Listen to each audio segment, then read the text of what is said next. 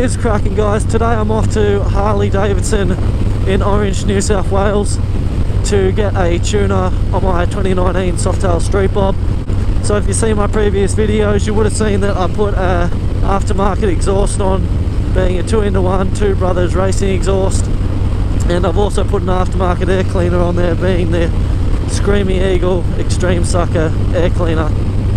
And since having both the exhaust and the air cleaner on, I haven't taken the bike for a ride, because once you do those mods, it's highly recommended that you get your bike tuned, because your bike will be running extremely lean, which in turn causes friction and excess heat for your engine, which isn't good, obviously. So this is my first ride. The dealership is about 100 kilometers away, so I'm going to take it fairly easy, and I don't think I'll cause any damage in that short of a ride with the bike running lean.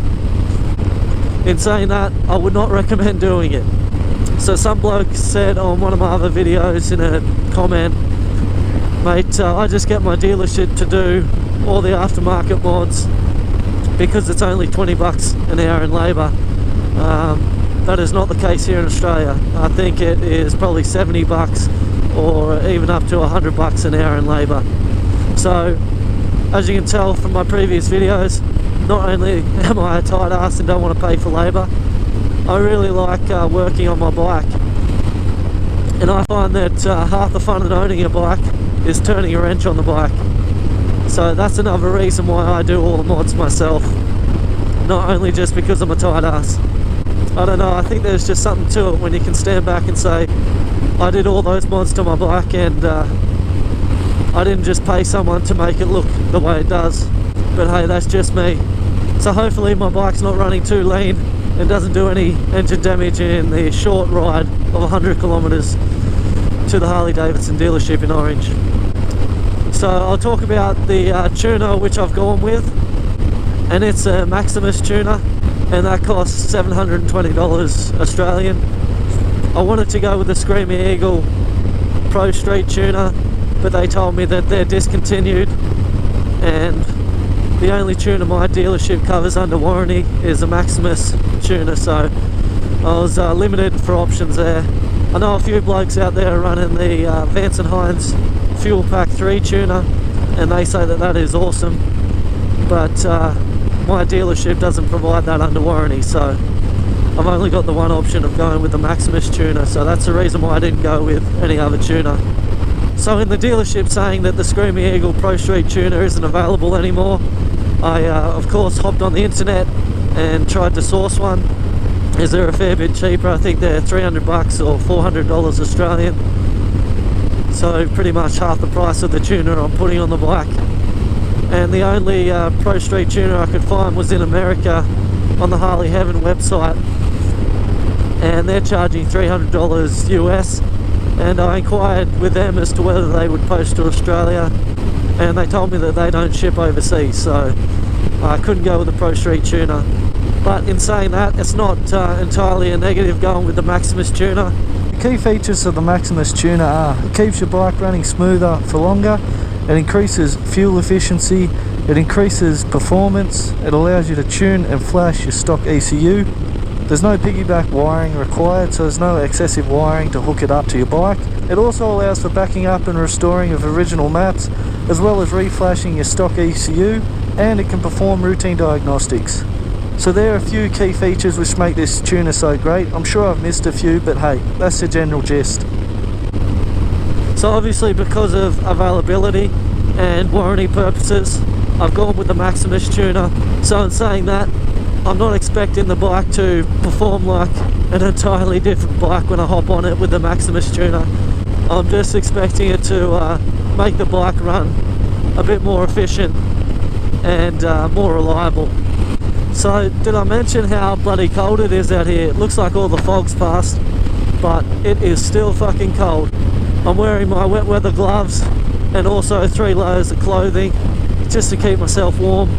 And I can say that the wind is still breaking through these wet weather gloves, and my fingers are feeling pretty damn cold. Geez, I'm glad I'm not wearing an open face helmet. Mind you, I haven't worn an open face helmet since I got stung under the eye by a bee. and I'll throw up a photo of what I look like. I made the Elephant Man look handsome. So yeah, after that I've never worn an open face helmet again. I guess the only time I really would wear an open face is on short rides around town, because it's just easier to carry with you and it's easier to get on and off. So I was travelling at about 100k on the highway when a bee just flew up and under my glasses and stung me about a centimetre below my eye, and within an hour my face blew up. But yeah, after that, open face helmets are a strict no on these open highways for me. Anyway, let's forward to when I'm at the dealership, picking the bike up and riding it home after the tune.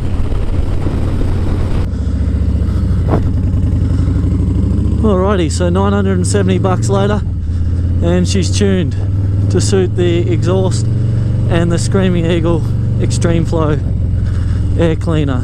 So let's see how it performs.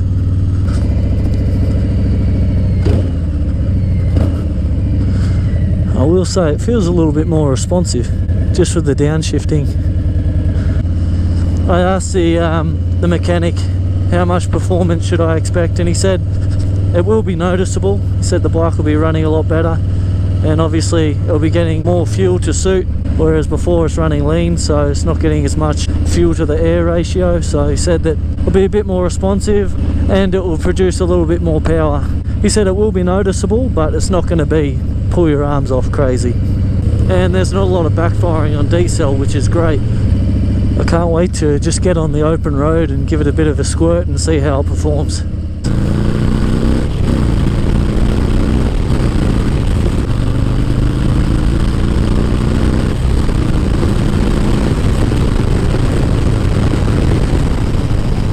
Oh yeah, it probably doesn't look quick on camera at all, but it feels like it's got a better mid to top end range. It feels a lot more linear.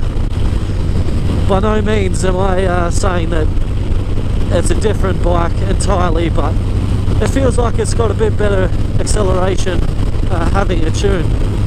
So all this talk about the tuner, I guess I better show you what it looks like. So this is a Maximus tuner, and it's a plug and play module. So what you need to do is plug it into your bike, turn your bike on, have it running for a little while, and it will automatically tune your bike to suit your aftermarket parts, being your aftermarket exhaust and your aftermarket air cleaner. And once you've uploaded the correct mapping to your bike, you disconnect the tuner and you don't need to use it again. Unless of course you change your exhaust or you change your air cleaner, then you'd need to re-plug it into the bike and tune it to suit those aftermarket parts.